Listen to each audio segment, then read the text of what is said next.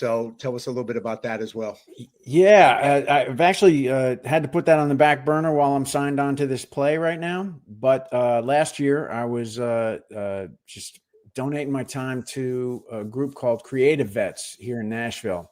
And they're in my neighborhood. And I had passed by there a few times and just one day decided to poke my head in there. And they work with veterans, well, any veterans really, but certainly, folks are struggling with stress or whatever it is. They come in, they work with them, they help them tell their story, which is such a powerful, my friend Scott Mann calls it an emotional breaching tool, story, right? But it helps them write songs with like professional Nashville songwriters and stuff like that to tell their story. They also do art, sculpture, stuff like that, photography, but they didn't have anything for acting. So I walked in, I met the founder, Richard Casper, is a Marine.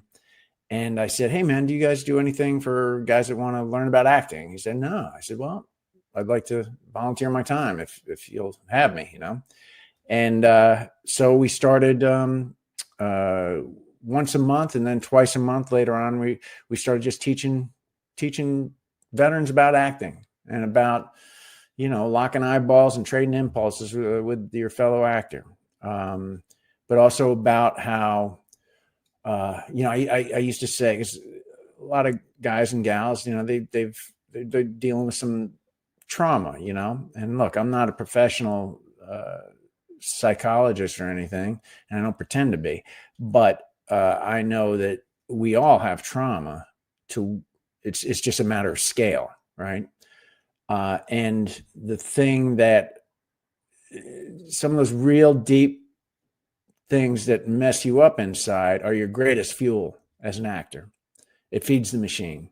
So, and in a positive way, meaning like you get to use it rather than have it use you.